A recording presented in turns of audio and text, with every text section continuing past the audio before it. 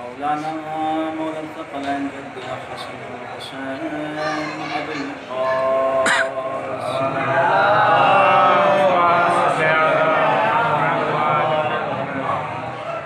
وعلى أهل بيته الطيبين الطاهرين المعصومين المزينين المنتخبين ورحمة الله على أعدائهم أجمعين من يومنا هذا إلى قيام الدين. أما بعد فقد قال الله تبارك وتعالى في القرآن الكريم وهو أصدق الصادقين وقاله الحق بالحق. بسم الله الرحمن الرحيم. إنا أعطيناك الكوثر. الصلوات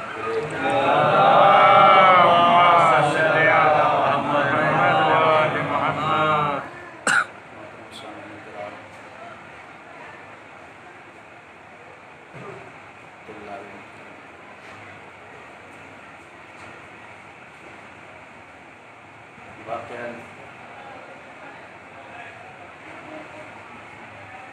ہماری زندگی میں پھر ایک مرتبہ امام حسین کا غم اللہ نے رکھا ہے، اس کا لاکھ لاکھ شکر ہے، اس لیے کہ غم حسین میں شرکت کرنا ہر انسان کو نصیب نہیں ہوتا. اور قرآن کریم کی وہ آیت میں نے آپ کی خدمت میں پیش کی کہ جو اللہ نے اپنے رسول کی بیٹی کی فضیلت میں نازل کی. اور اس قرآن کے شروع میں بھی اللہ نے کہہ دیا کہ ذالک الکتاب لا ریب فیہ. انسان اس قرآن کے اندر شک نہیں کر سکتا، اس لیے کہ قرآن قیامت تک کے لیے اللہ نے معجزہ بنا کر بھیجا. اور واقعاً اس قرآن کی فضیلت کا اندازہ احساس یہاں سے بھی لگایا جا سکتا ہے. توجہ رکھیے گا کہ انسان اپنی زندگی میں علم حاصل کرنے کے لیے کتنی کتابیں پڑھتا ہے. دیکھیے قرآن کا معجزہ ہے یہ. انسان اپنی زندگی میں کیسی کیسی اچھی اچھی کتابیں پڑھتا ہے، لیکن واقعاً آپ نے تجربہ کیا ہوگا اس چیز کا کہ انسان جب کسی کتاب کو ایک مرتبہ پڑھتا ہے، دوسری مرتبہ پڑھتا ہے، تو جتنا لطف اسے پہلی مرتبہ پڑھنے میں آتا ہے دوسری مرتبہ پڑھنے میں نہیں آتا ہے. یعنی انسان جب اس کتاب کی پڑھنے کی تکرار کئی مرتبہ کر دیتا ہے تو کتاب اپنا کیف ختم کر دیتی ہے، وہ کتاب اپنی تاثیر ختم کر دیتی ہے. لیکن قسم خدا کی سلام کریے اس قرآن کو کب سے پڑھا جا رہا ہے. انسان جب بھی پڑھتا ہے الگ کیفیت طاری ہوتی ہے، الگ احساس محسوس ہوتا ہے. یہ قیامت تک کے لیے اللہ نے معجزہ بنا کر بھیجا ہے. اس لیے کہ یہ قرآن اللہ کے رسول نے ارشاد فرمایا کہ نَوِّرُوا بُیُوتَکُم بِتِلَاوَۃِ الْقُرْآنِ وَلَا تَتَّخِذُوهَا قُبُورًا، یعنی اپنے گھروں کو منور کرو تلاوت قرآن سے. وَلَا تَتَّخِذُوهَا قُبُورًا، اور اپنے گھروں کو قبرستان نہ بناؤ. اس کا مطلب یہ ہے کہ اللہ کے رسول کی نظروں میں گھر صرف وہی ہے کہ جس میں قرآن کریم کی تلاوت کی جاتی ہے.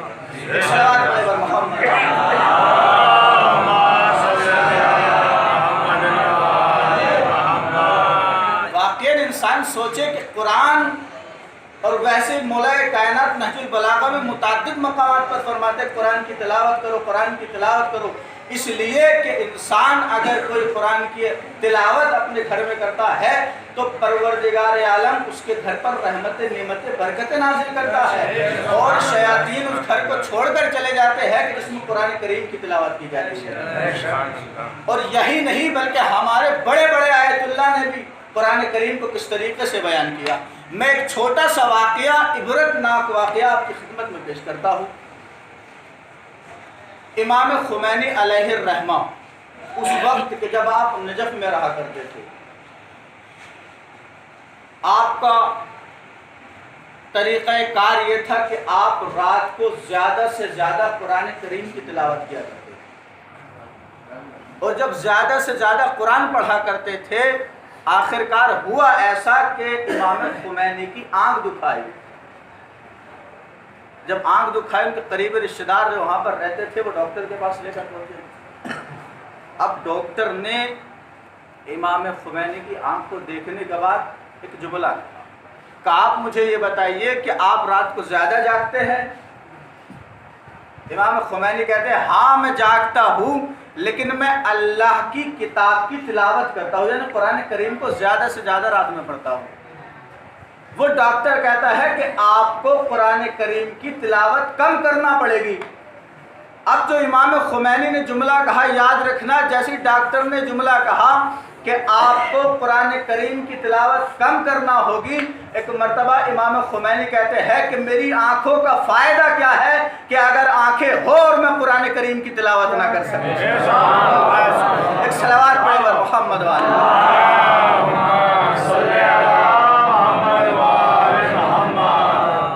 یہ قرآن ہے، اور اللہ نے اس رسول کے سینے پر نازل کیا کہ جسے اللہ نے سب سے زیادہ عزت و توقیر و فضیلت دے کر بھیجا، اس رسول کے سینے پر نازل کیا، اور واقعاً اس مہینے میں نازل کیا کہ جو سب سے زیادہ فضیلت رکھتا ہے تمام مہینوں میں۔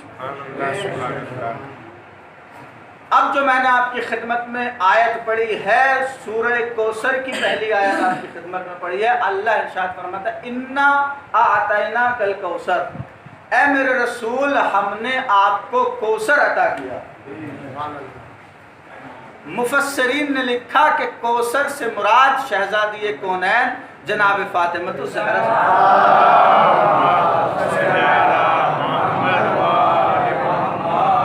تو اب بات کو نہ پھیلاتے ہوئے ترجمہ اس طریقے سے کیا جائے، اللہ کہتا ہے اے میرے رسول ہم نے آپ کو فاطمہ جیسی بیٹی عطا کی،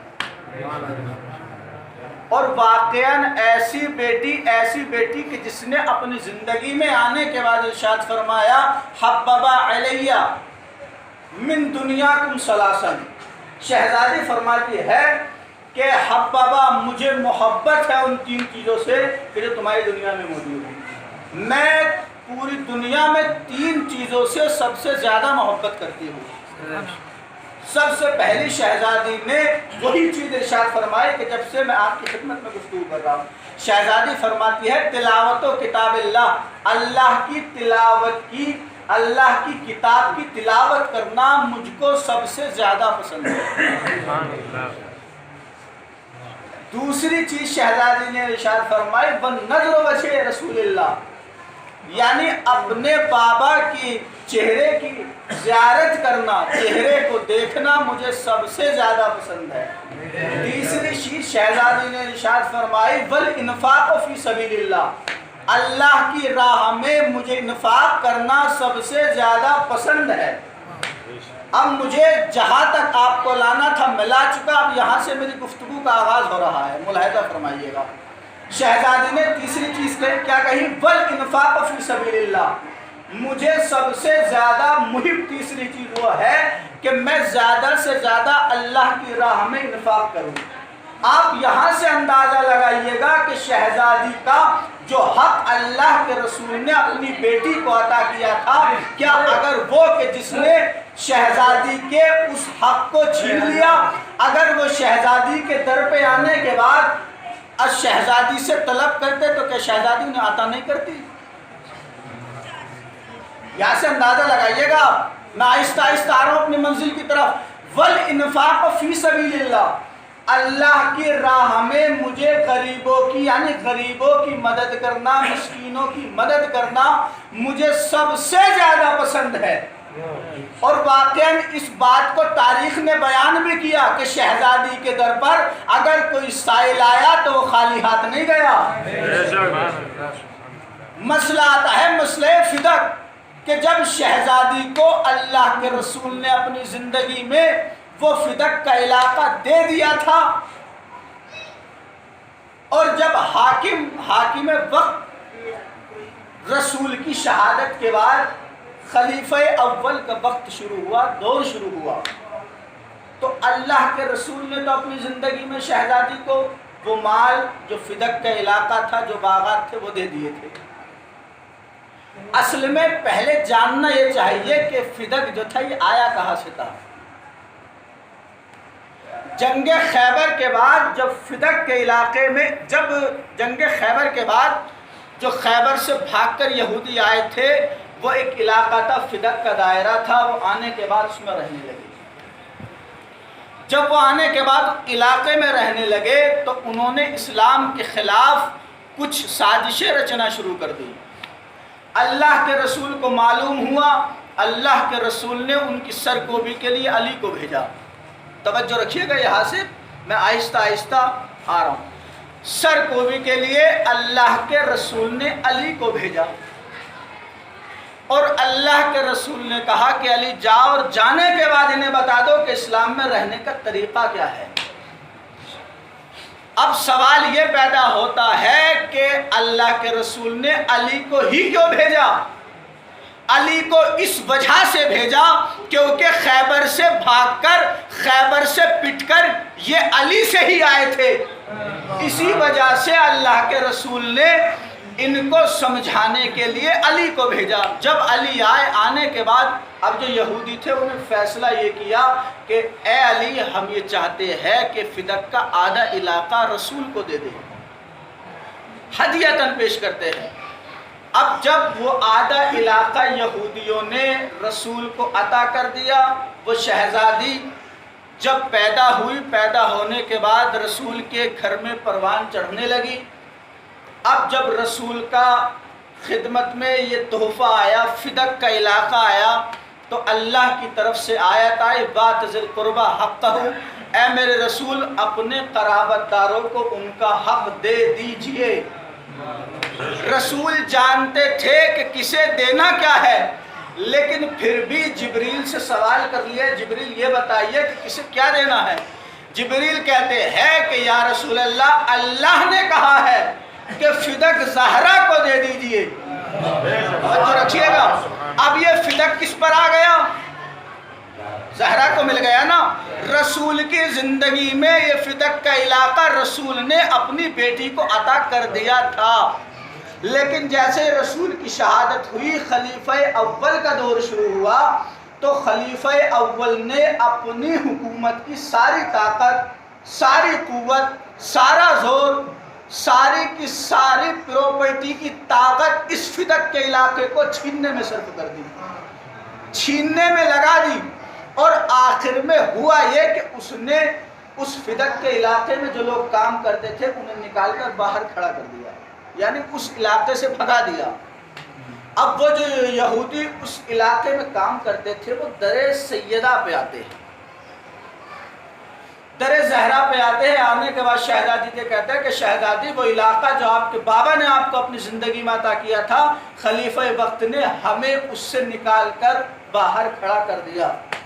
اب شہزادی نے جیسے یہ جملہ، اب شہزادی نے ایک چھوٹا سا قافلہ تیار کیا، شہزادی حسن و حسین کو لے کر اور ام ایمن کو لے کر کہ جو عبداللہ کی کنیز تھی، دربار میں پہنچی۔ جب شہزادی دربار میں پہنچی، خلیفہ اول بیٹھا ہوا ہے۔ اب شہزادی دربار میں جانے کے بعد اپنے حق کا مطالبہ کر رہی ہے، خلیفہ ارے تو نے کیسے چھین لیا؟ اس لیے کہ یہ فدق کا علاقہ مجھے اپنے بابا نے اپنی زندگی میں عطا کیا تھا۔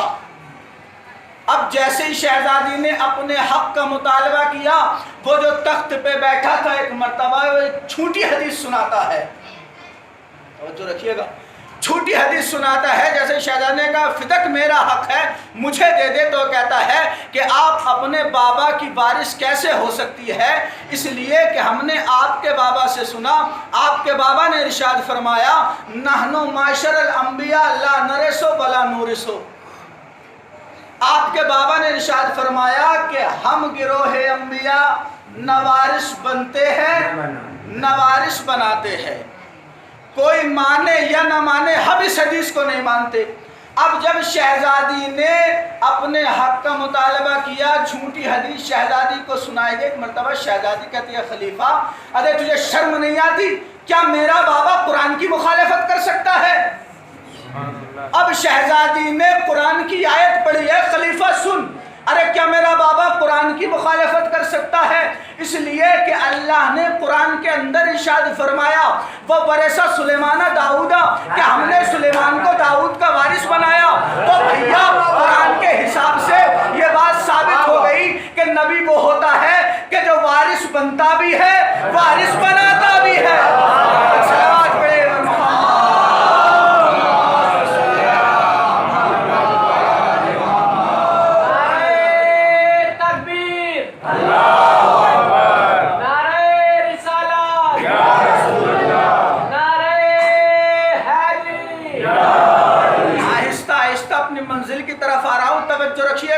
بہت ہی اہم موضوع ہے۔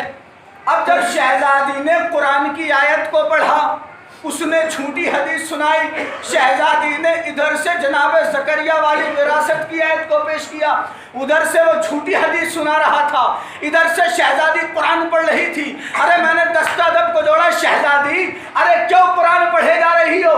عجب نہیں کہ شہزادی کا جواب ہے، نادان سن، ارے میں قرآن نہیں پڑھ رہی بلکہ ان کے چہروں سے اسلام کا نقاب ہٹا رہی ہوں۔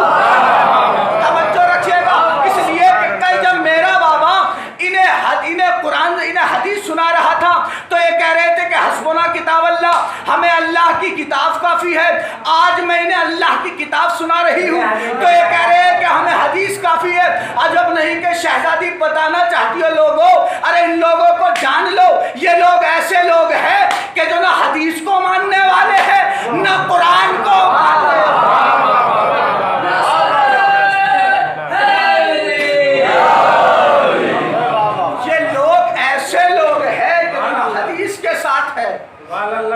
نہ قرآن کے ساتھ ہے۔ اب جب شہزادی اپنے حق کا مطالبہ کر رہی تھی کہ خلیفہ یہ حق تیرا حق نہیں ہے، میرے بابا نے مجھے اپنی زندگی میں عطا کیا ہے، اس میں تیرا تصرف کرنا جائز نہیں ہے۔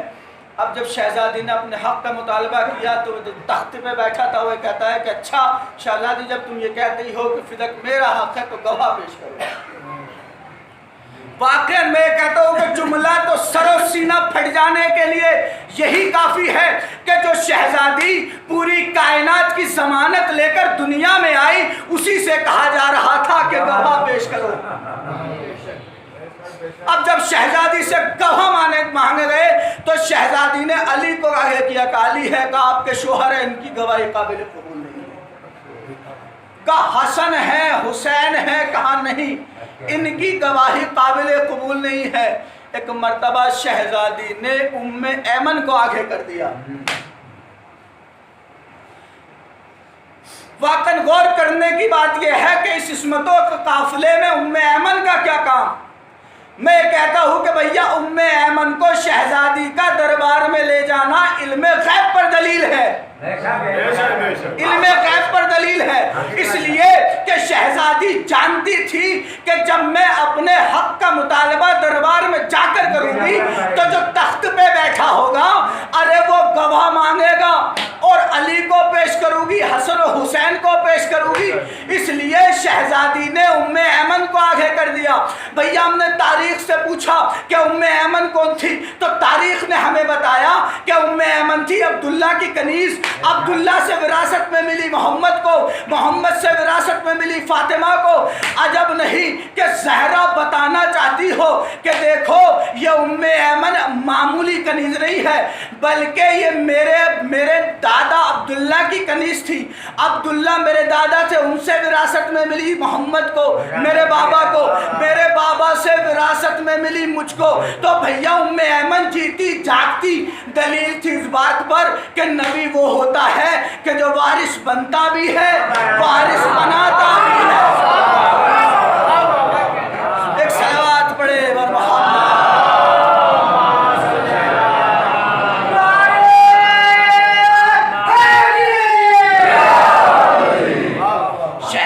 جانتی تھی کہ جو تخت پہ بیٹھا ہوگا وہ مانگے گا گواہ اور جھٹلائے گا۔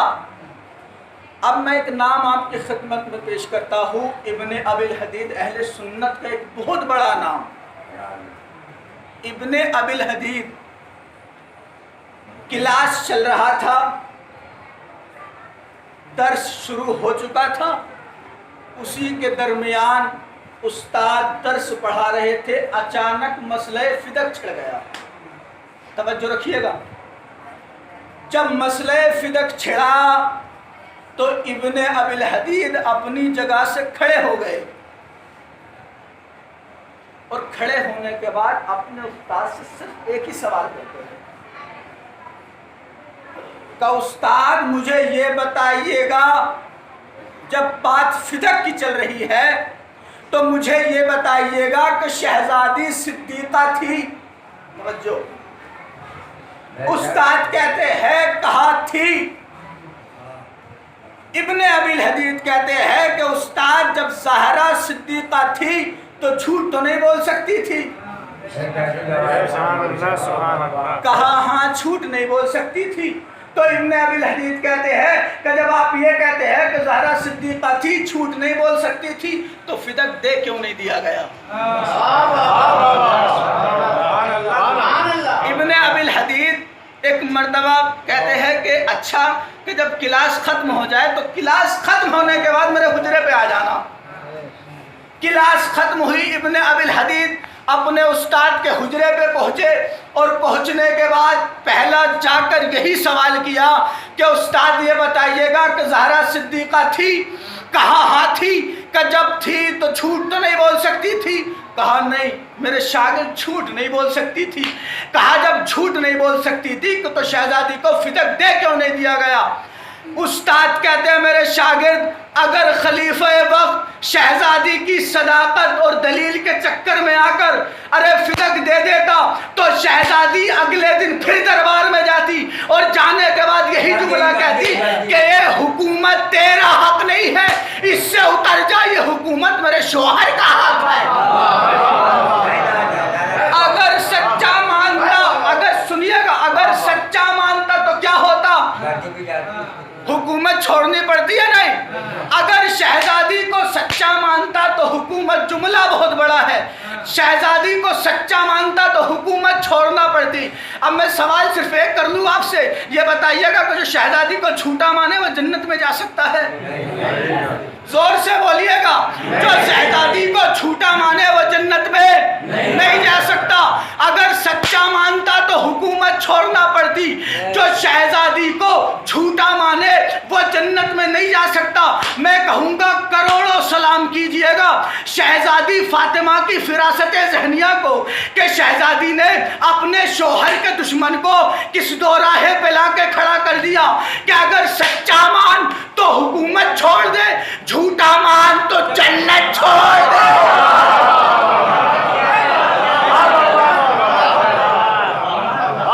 एक सलावत पढ़े बर मोहम्मद।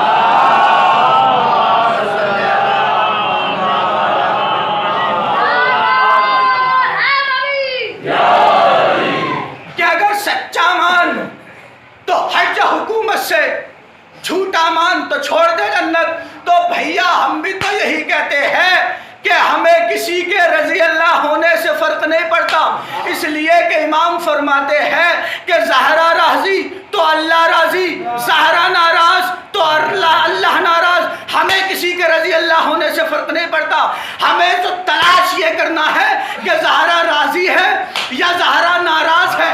अगर ज़हरा राज़ी तो रज़ी अल्लाह और अगर ज़हरा नाराज़ तो लानतुल्लाह।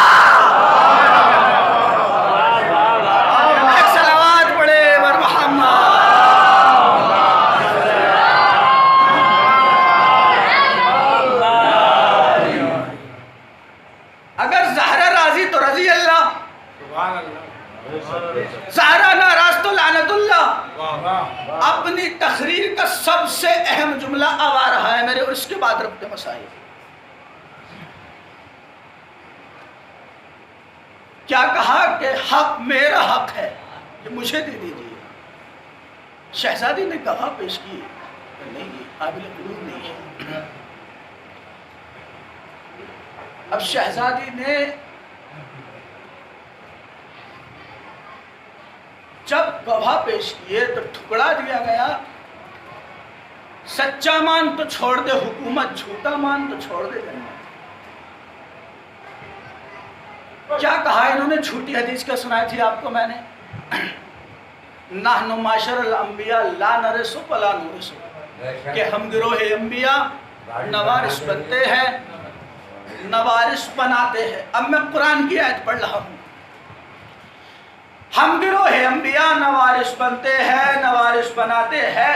پروردگار عالم قرآن مجید کے اندر کہتا ہے کہ تلک الجنت التی نورث من عبادنا من کان تقیا، کہ ہم جنت کا وارث بنائیں گے ان لوگوں کو کہ جو متقی ہوں گے۔ اس کا مطلب یہ ہوا کہ جنت ملتی ہے وراثت میں، جنت ملتی ہے وراثت میں۔ بھیا جب محشر بپا ہوگا ہم بھی جائیں گے، وہ بھی آئیں گے، وہ رسول کا دامن تھام کر کہیں گے یا رسول اللہ جنت دلوائیے، جنت دلوائیے، جنت دلوائیے۔ رسول دامن چھڑا کر کہیں گے اما بھیا کیسی جنت، کیسی جنت؟ کیوں؟ اس لیے کہ ہم گروہ انبیاء نہ وارث بنتے ہیں نہ وارث بناتے ہیں، اور جنت ملتی ہے وراثت میں۔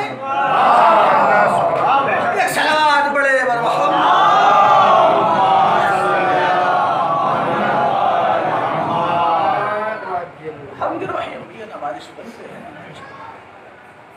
شہزادی کے کمالات اس طریقے سے دربار میں جانے کے بعد اپنے حق کا مطالبہ کر رہی تھی شہزادی، لیکن خدا لعنت کرے اس پر کہ جو تخت پہ بیٹھا تھا۔ جب شہزادی نے وہ تحریر پیش کی کہ جب ان کے بابا نے انہیں ادا کی تو وہ پھاڑ دی گئی، مصائب کی انتہا نہیں ہوئی، شہزادی کے گھر میں آگ لگا دی گئی، دروازے کو گرا دیا گیا،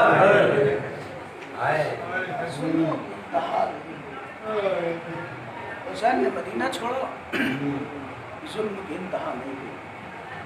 2 محرم کو وارد کربلا ہو گئے، حسین ظلم کی انتہا نہیں ہوئی۔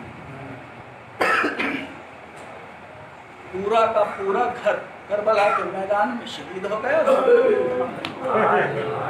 آزادارہ مجھے تذکرہ اس شہزادی کا کرنا ہے کہ جسے تاریخ نے سکینہ کے نام سے یاد کیا ہے۔